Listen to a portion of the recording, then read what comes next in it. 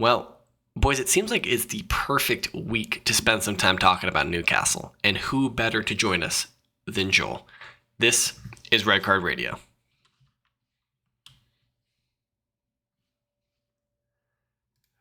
Good morning, good evening, good afternoon, whenever you're listening from. Thanks for tuning in. Red Card Radio is a weekly look at the Premier League from three friends, normally four friends tonight, who support different clubs. My name is James. I support Arsenal. With me tonight on the top row, that is Brad. He supports Chelsea. Down right beneath me is Sean. He supports Tottenham. And then with us tonight, everyone, welcome back, Joel. Joel is our resident Newcastle supporter. Hello, hello. This would be a good time to have like a clapping track or like an applause line that we yeah. There we go. The Shanstradamus line. That works for me too. Joel, hello. Welcome back. How you doing, man? Good evening, boys. Doing very well. It's good to be back. Newcastle back in the big time in the Champions League. That's right. That's right. It's a great time to be alive. So got it. Yeah, it started out well. Yeah, I mean, absolutely. So what we've got on offer tonight, we are going to break down match week 5. You guys can check along the bottom line. All of the scores are scrolling for you. So just take a peek down there or hit up Google or something. But make sure you finish this video. Don't Google and not come back. Make sure you finish the video. Or the podcast on whatever site you're at. Speaking of that, hit the subscribe button, ring the sub notification bell. If you're on YouTube, follow, 5-star review, all those good things if your podcast site so allows. And leave a comment down below, and we'll chat about those next week. Jimmy, we did see your comment from last week, and we are working on. We got the social media intern hard at work on pulling out those sound effects for the Shanstradamus bits in the future. So don't worry, we're working on it, man. We're working on it. Yeah. He's working very, very hard to do that. Hey, no one has ever made prognosticating sound so good. You know what's funny about that, about Brad's comment, is that I said the social media intern, and that's the fictional character, right? The fictional character. Any intern at Red Card Radio is the fictional character. And then Brad then turned himself into this fictional character by saying, "Oh, I'm working on it." And it's like, Brad, that's such a I said he. Yes. But I'm also the one that started the Instagram. And so I kind of am the social media intern. Such a self-own. We all wear many hats around here. That's true. Okay. Well, there's only one host hat. That's all I'm saying. All right. So without further ado, and enough talking about us and our stupidity, Joel, how are you doing, man? How are you feeling about Newcastle so far? 5 weeks in, just played the first Champions League match in 20-ish years. Like, what's going on, man? How's it feeling? Yeah, it's a good time to be a Newcastle fan. It's fun. I mean, it's been a Premier League-wise hard start, but I don't think it's as bad as everyone thinks it's been. I mean, last season, we finished 4th, and the first 7 games, we only had 1 win. We're only 5 games in. Let's relax a little bit. We're good. But Champions League was back. Draw 0-0 against AC Milan away. Last year's semi-finalist. I'm over the moon. I'll be honest, we got battered the first half. Especially, AC Milan should and could have won. Should have scored a few goals, but we held on. Nick Pope made some great saves. Trippier was immense. I'm happy. Happy boy. Well, James's tried and true group league or group stage formula is to take care of your home games and draw away, and you will make it out of every group.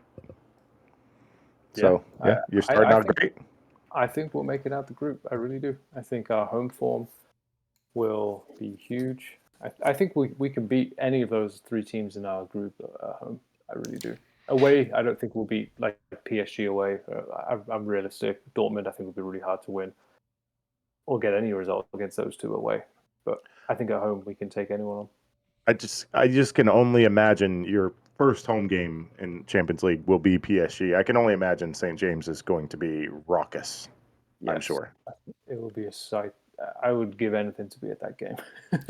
Even to just be in Newcastle, that game, just hanging around the stadium, soaking up the atmosphere. It's going to be pretty intense. I mean, you got probably the best player currently in the world on the team, Mbappe, if not one of the up against Big Dan Burn. Should be a fun. Well, I mean, if fun to watch. if you ask Enrique is fully convinced that Mbappe is the best player in the world, which I mean he's biased, Yeah. of course. Of course. I forget who. I heard some nonsense today, just as an aside, about apparently Erling Haaland is the first superstar to really play in England. Someone said that today on Wow. Twitter. It was I forget exactly who it was. It was an ex-player, and obviously it was a ridiculous statement. But I mean that is the current, like, that's the big beef right now between, like, who's the best player between Haaland and Mbappe. Really, like, they're the two preeminent stars in the world. So they're both going to be playing in England this week. Well, we all know that the Ballon d'Or is kind of a joke these days, and it's not to be taken seriously with literally any sense of the term. But apparently, there is a great discussion of that Messi may win it over Holland, which I think is absolutely grossly ridiculous. Holland was the best player in the world last year. He should get the Ballon d'Or. Uh, I mean, the thing is, like, Messi did win the World Cup, sir. you win a World Cup okay. and you get a lot of love for that. He won a treble in England, which is the hardest place to win a treble, and shattered the goal record. Yeah, but Messi. It's dumb. It's dumb. I don't disagree with you. It's the but reason Messi. why we don't take it seriously. It's that. Yeah. Well, Sean, you had a specific question that you had typed up, that you had painstakingly crafted just for this moment, just to ask Joel. What is it you want to ask Joel? I did. So I wanted to gauge temperature of the room, how you're feeling with, and this is going to be a little bit long-winded, but I want to make sure I spell it all the way out. So rocky start, but we all looked at the schedule. We kind of figured everybody's rusty. You know, first 5 games were a little tough. Yeah, I think you guys had Liverpool, you had City, you had Brighton, you had Brentford, and you had Villa. That's a tough 5 games. That's tough. Yeah. And on the moment you get relief from that, and now you've got some winnable league games, which you should start racking up points, and I'm sure you're believing in your team that you will. Now the midweek Champions League game starts. So you've got the FA that kind of screwed you a little bit with that start. But UEFA really screwed you with, hey, welcome back. Here is last year's runner-up. Here is the world's best player. And here is one of the toughest away games, Dortmund. So you got Dortmund, PSG, and AC Milan.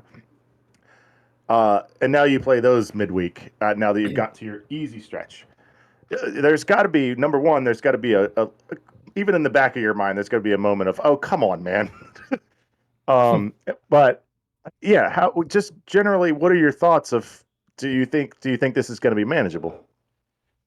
I don't expect Newcastle to win every game at all. Yeah. I think they'll slip up, I think they'll probably slip up in the Premier League because they're not used to constant midweek games. But I don't feel like, oh, come on, man. I feel like it's Newcastle. As a Newcastle fan, I'm just going to enjoy every Champions League game in the hardest group of death. Couldn't have wished for a more like star-striking like group. Dortmund, PSG, AC Milan. Like it really can't get that much better. So just going to enjoy every one of those games, and any result is going to be, I mean, like a 0-0. It's like, yes, we got a 0-0 in the Champions League. Like so today.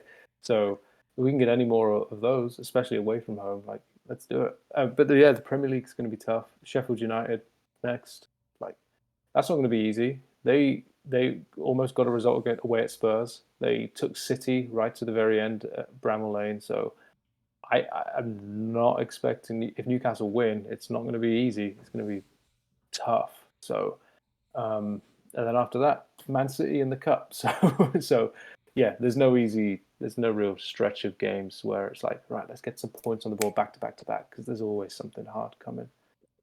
But I think this season's just, let's enjoy it. See what we can do. I really think that's the best way to approach the Champions League. I mean, like I see as another like I don't want to say newcomer to the Champions League, but it's been a few years since Arsenal have been in the Champions League. I see a lot of people on Twitter, and I know Twitter is not like representative of actual people. Like Twitter is not a real place, but a lot of like Arsenal fans are talking online about how, oh, you know, like Arsenal are going to win the Champions League, and they're like talking about that stupid supercomputer that predicted that Arsenal have the third best odds to win the Champions League, like after I think it was Man City and Real Madrid or something like that, and like, or maybe we had better odds than Madrid or something like that. It's just like I think it was Munich. Munich, And yeah. then It's you had better odds than Madrid, yeah. it's like, If Brad was an Arsenal fan, that's what you'd be getting. yeah, I'd be like, oh, yeah. But it's just like no sane person is going to look at a team that is, you know, like no sane person is going to look at this Arsenal team and be like, oh, they're going to win the Champions League. But like, you just have to enjoy it. Like, obviously, like I have expectations to get out of my group because I'm not in the group of death. Like, I think as a Newcastle fan, your expectations are tempered a bit slightly by the group that you got drawn into. Now, I think if you play well at St. James and you pick up wins, maybe you draw against PSG or something like that. But like I think you guys played really well today against AC Milan, and you can take a lot of pride from that. And I think like it's disappointing. Maybe it's not disappointing to walk away with only a point. I think you're excited about only a point, but like it shows that you belong there, and like that's a big part. That's a big part of just enjoying the experience. I think with Newcastle, they're not. There's two ways to look at it. We're not here. They're not there to just make up the numbers and just participate. But there's also no expectation. I feel like there's not really that, especially in our group. There's not really expectations, like, which is good because just go out there and perform and do your best. It's not like we expect to top this group. We expect to get to the quarterfinals. Something like just go out and play. And it's a game of football. Someone's going to win. Someone's going to lose. And I think ideally you like if somehow you can qualify, fantastic. I think ideally the lowest you want to finish is third because I think you would want to be playing in the Europa League. Finishing fourth would be very disappointing only because that means that you don't have Europa League to go play in the spring, or I guess in the winter or whatever. But like if you think about that, if you look at Dortmund probably expect to qualify. AC Milan certainly expect to qualify. PSG expect to qualify. There's going to be some very disappointed teams out of this group, and I think Newcastle have the quality to qualify. So it's not like there's any minnows in this group. I think if you look at it on paper, you would just say the experience for Newcastle means that they're kind of looked at in maybe from a neutral perspective. You probably expect the other teams to do better against Newcastle just because of an experience standpoint, but like Newcastle are no pushovers. No, I think we're not, but we're certainly the underdog still. Absolutely. I would say that, yeah. I think Newcastle will benefit from you've got Trippier. He's been to a Champions League final, and he was made deep runs with Atletico. You've got Bruno, who definitely played in it with Lyon. Mm-hmm. You've got Tonali made the AC run last year. You've got Botman, who would have made runs with he was with Lille, I believe. Mm-hmm. He would have played in the Champions League. And I feel like I'm missing a fairly. Oh, Schär made deep runs in the World Cup with. He was on the Denmark team that made it to the semifinal, wasn't he? He's Swiss. Oh, Swiss. Sorry. Yeah. Well, no, they went last year to the semifinal. So that's what I was thinking. I thought Schär was on a team that made it fairly far. We got. There's a few players that are very experienced. Trippier being the main one, and I think if you watched the game today, that showed. Yeah. He was by far the most comfortable player out there. He was the leader tonight. He was immense. I think you made a comment, James, earlier. Like his run in the 90 whatever minute. He's sprinting back, and it was a clean tackle. Like he dispossessed the Milan player in the 94th minute, and it was a hugely important tackle. Yeah. So it's moments like that where you players with experience and leaders have to step up, and he did. And I think we've got a good chance of getting out of this group. I really do. I think I was mentioning before we started tonight that like the thing about the Premier League and like obviously I think that Newcastle had one of the toughest stretch of 5 games to begin with. And 6 points out of 5 games on paper is not ideal. But if you look at the strength of schedule, you're like, okay, like that's maybe you look at that a little bit. But then, like, there's not an easy game in the Premier League. It's not like you can look at the schedule and be like, oh, Sheffield United, that's got to be a win, because they've been playing well. Like they're competing. And maybe you expect to beat them, but like nothing's a given in the Premier League. And when you start expecting wins, expecting victories, then that's when you get humbled. If you compare Newcastle, the 5 games they've had this season, to how they did last season in the reverse fixture or the same fixture, they beat Villa at home 4-0 last season, won 5-1 this season. City lost 1-0 both seasons away. Liverpool lost 2-0 last season, lost 2-1 this season. Brentford beat 5-1 last season, beat 1-0 this season. Brighton's the only one we did worse in. We drew 0-0, and this year we lost 3-1. Like, we've not... they've not done any better in those games, but they've certainly not done that much worse. Yeah. I'm not worried at all about the league form, at all. But Well, now the troll fun question. Now, this is where we get to make fun of Tottenham and Chelsea. Are you more surprised that Newcastle is keeping pace with Chelsea, or that Tottenham is keeping pace with City? I'm more surprised Spurs are up there. I'll hold my hands up. At the start of the season, I thought that Spurs would be mediocre, mid-table. I'd never heard of Ange Postecoglou, whatever his name is. Postecoglou. Yeah, I'd never heard of him. I don't think many people had, if they're being 100% honest. I surely had. I hadn't. No. So he has, I mean, again, only 5 games in, but Spurs are doing really well, and they're playing very well. I'll hold my hands up. I was wrong about Spurs for now. I mentioned For now. I mentioned this weekend that the biggest difference I see, other than the obvious style of play, is that the players seem to be having fun again. You can see that on their faces. You know, even if they overhit a ball or they miss a pass, they'll look at each other and they'll smile. And I haven't seen that since probably 17 or 18 or 19, somewhere right around there, when Dele and Harry and the boys were just having fun. And so it's been a long time since I saw fun in a Spurs kit, and I've been seeing it this year. So yeah, Spurs look good. I mean, I'm gonna harken back to I'm gonna tackle both of these because I got some shots for Brad here. But we were talking. Coming. I let him off easy. We were talking about strength of schedule. And if you compare, so right now the joke is Newcastle is keeping pace with Chelsea. Funny enough, Manchester United are also down there. So if you look at the strength of schedule for Newcastle and Manchester United also had a very difficult start to the season. They've had to play Tottenham away. They've had Arsenal at home and Brighton at home.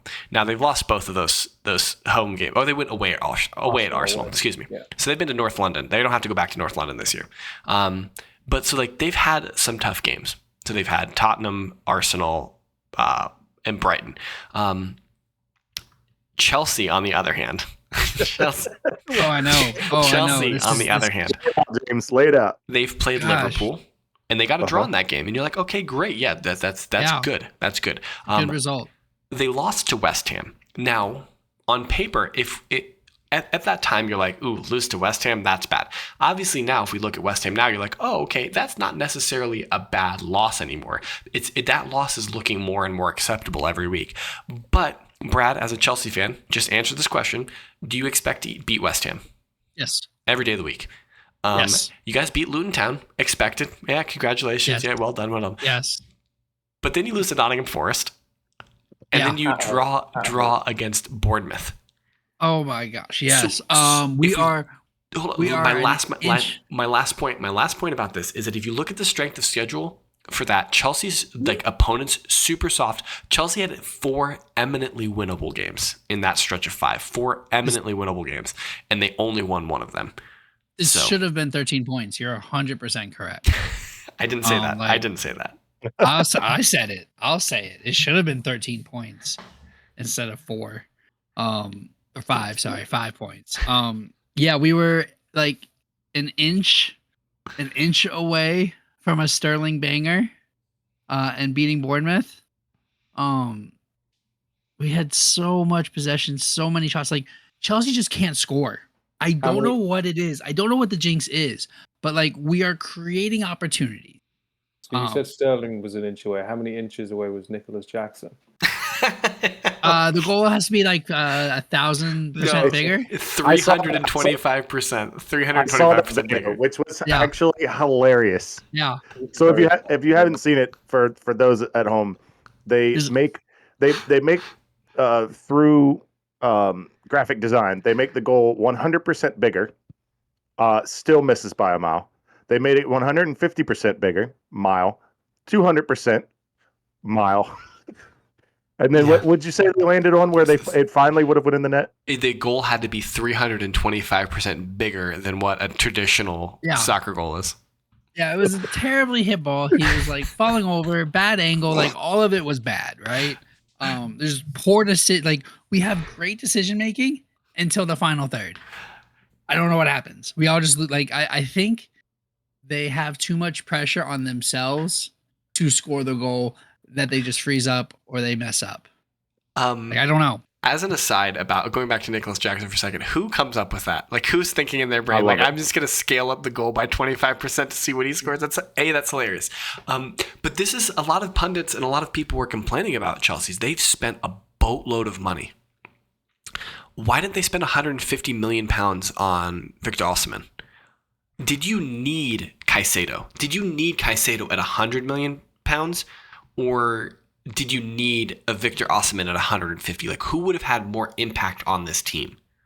And so, like, I know that a lot of people are just like kind of scratching their heads. Like, Chelsea have spent an astronomical amount of money, but they haven't gotten that goal scorer. Like, they haven't went out and like bought the ready-made, gonna bang the back of the net goal scorer. I mean, you're gonna say you think you I have don't it. Disagree. Huh? You're gonna say you think you have it in Jackson. I do. No, I thought he was going to say it in Nkunku. Yes, that's that Yeah, Nkunku. I think like with Nkunku on this team, we look so much better. Screw the Chicago Bears. Screw that soccer field. Screw that field. That messed up his knee in our last game, on our last preseason game. Like this team is so much different with him in the 10 or as a second striker. Essentially, is what he was playing. He's only played preseason, so how you don't really know that. Yeah.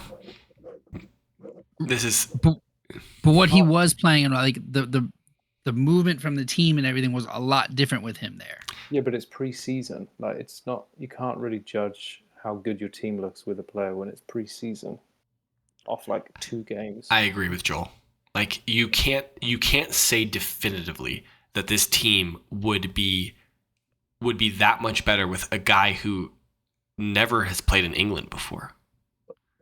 The last guy that was a goal scorer that came from Red Bull did pretty okay. I think he's pretty tall, blonde. You know, you guys Wasn't know. tall. He's not tall. Yeah. Holland. I thought you were gonna go with the Timo joke. Look at Sean defending Chelsea. Okay. I would assume that he is good. I'm going to assume that he is good at using his feet to kick a ball into the back of a net until I see otherwise. Or getting people into, or like making that pass, or like being that creative force. The problem with playing Chilwell at left wing and a center back at left back is that like all of the attacks are coming through the right with Sterling and Gusto. There's nothing on the left. We're out of balance. Well, I mean, I think that there might be a reason why that is because you have Ben Chilwell on the left as your attacking left-sided player. I'm with you. Like, why would you send the ball over there if Ben Chilwell is your attacking player? Right, but if you stack against Sterling, like you stop the right side, then there isn't anything. I've made this point about Arsenal and about how the predominant amount of our play has been down the right-hand side. But, like, if you look at the left-hand side, I think even you are admitting you're taking Gabriel Martinelli over Ben Chilwell in the forward, left winger debate. Yes. So even me, I don't know anybody that would disagree with that. I'm sure that there's a Chelsea fan somewhere. I will give one final dunk. The Bears are my American football team's biggest rival. You should fear any time that you play in Chicago's Soldier Field because their home field advantage is that they have long grass with loose roots and they water the field before so that the dirt will give. This is before a football game. I'm sure they didn't do that for you guys, but they water the field before so that it's looser dirt, so that slipping and sliding ensues, and you run slower because the grass is long. They make up all this. They still stink. Okay. Bro, if you looked at that field before the game, like it's worse than FedEx. All It's right. not a good field. It's terrible. I have a quick broadside for Tottenham though. We're talking about strength of schedule. Tottenham, 4 of the teams that they have played have been promoted to the Premier League in the last 3 years. Yeah. Go So, on. I mean, of course they should have 13 points right now.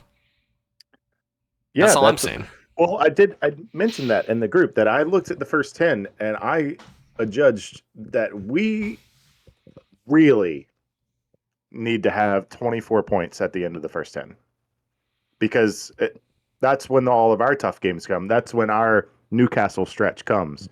I believe we run, give me just a moment, I could pull it up. We run our next, so we probably need a draw at worst against Arsenal. I think I actually counted it as a loss when I arrived. I think you did. At the 24 point mark. Then it's Liverpool. We need to win that game. A draw at worst. That would arrive us at 24 if we beat Luton, Fulham, Palace, and Chelsea. That's 11 games. Okay. Okay. So yes, that's right. I said Chelsea is our 11th game, because once we're done with that 10, and we're at 24 points on that, or I think I'm doing math wrong. I think it's 23 points. Then we go Chelsea away, Chelsea at home, Wolves away, Villa at home, City away, West Ham at home, Newcastle at home. That's rough.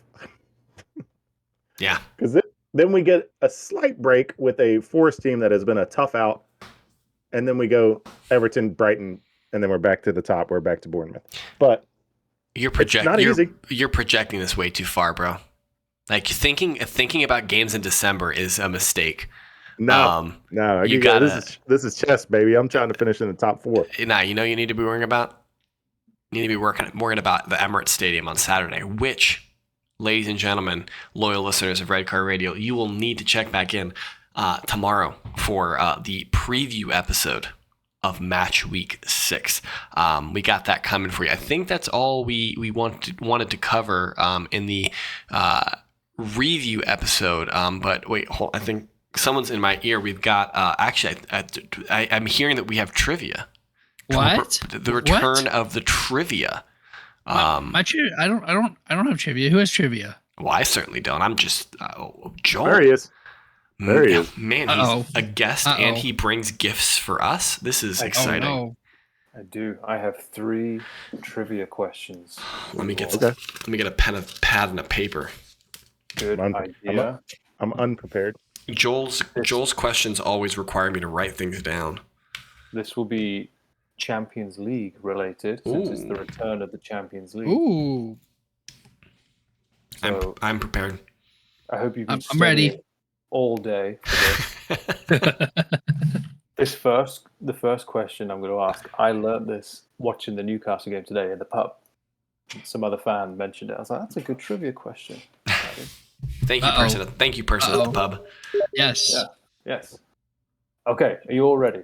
Yes. Okay. Question 1. How many different English teams have played in the Champions League since it was rebranded back in 1992? How many different teams? So not since when? Back in when? 1992 was when it was rebranded from the European Cup to the Champions League. How many different English teams?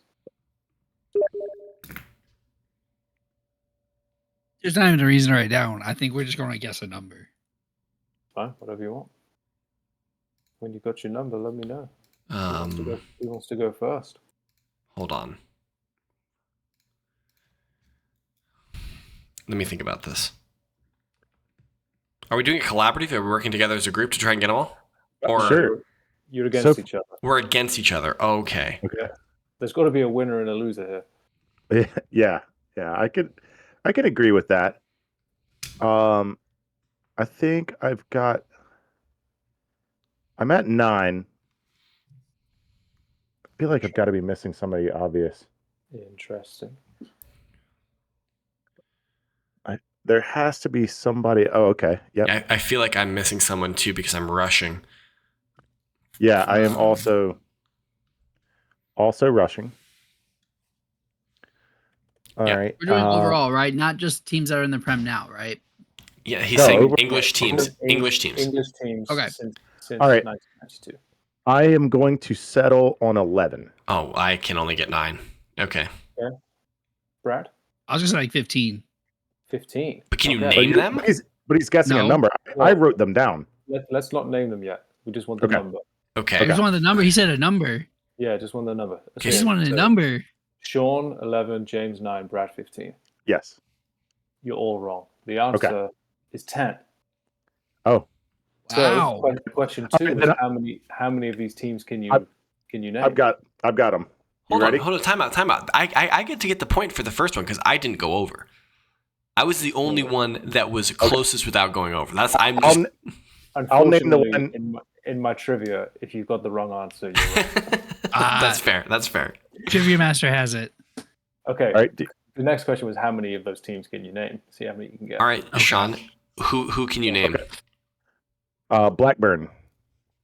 Yep. Arsenal, Chelsea, Spurs, Liverpool, City, United, Newcastle, Blackpool, Leeds. Okay. Blackpool is incorrect. Okay. So I crossed off Nottingham Forest as my 11th. Forest was before Okay, so that. I've got 9 correct out of the 10. So I have all of his 9. I did not include Blackpool. Okay. So you're both missing the same team, I guess. Yeah. Oh, I guess this kind of changes. So you've got 9 out of 10. Who can think of the last team? Brad, start naming your 15 without Googling. I see that face changing. I was looking at the table, so I had team names. I was looking at the championship table, so I had team names to think Unacceptable. of. Okay. Unacceptable, Brad. So I think You guys will probably kick yourself once you know what this team is. I have a guess. Go on, James. Aston Villa? No, Way more obvious than Villa. I think it's Everton. Nope. Oh, who fell? So somebody fell off. Leeds. Leeds fell off. I Yeah. got Leeds though. Got Leeds. Leeds was the one that fell off hard. You guys are going to kick yourself. All right, let's look down here. Leicester. Leicester City. Oh. Oh man, as soon as I looked at the championship table, they were sitting. Oh, there, so he and was able to look at the oh championship my table. I wasn't gosh. able to look at the championship table to say Leicester. Oh, that's a good one. Both of them are disqualified for looking at the Champions. I didn't get to look at the Championship table. Did I we? closed out of the table when you said don't. But I you didn't did look. anyway. Were No, you I didn't impressed? look. Were you impressed, Joel, that we both got Leeds and Blackburn? Especially Leeds, I kind of expected, but Blackburn, I was impressed. With I think It's- I had Blackburn- Blackburn in my head from the I know jump. that. Well, before Leicester, I did. Blackburn are the only non-Big Six club to have won it. Mhm. They won in the early '90s. Yep. I think it was the second year, I believe. As the Champions League, as All right. friend brand. So you said you had 3 questions, right? Yeah, Alright. The last one is not nearly as exciting. So but, it all boils down to this. Yeah, so the score is 0-0-0. Okay. I'm going to point out that I'm the only one left with my honor because I didn't cheat Sean and Brad. Okay. I didn't cheat. We already got it wrong. I'm just trying to get it right so we can move on. So this one is. So I said England has had 10 teams. Mhm. Which European team has had the most different teams Which represented European League most teams represented? since '92? Yeah. I have a quick question about your question. Are you implying that England is not the correct answer here, or There is a country that has had more teams represented. Yes. got it? Well, my guess would be France. Okay. But for bonus points, can you give me a number? For bonus points, can you name those teams that you're about to give a number for? Yes.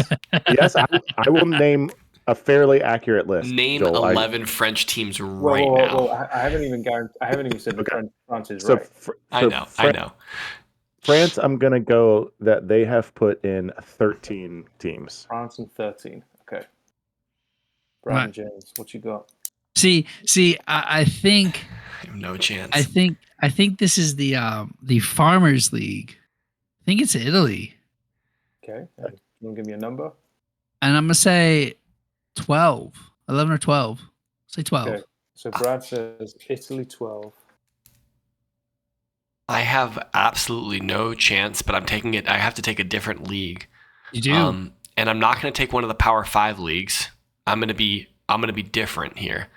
And I'm going to go with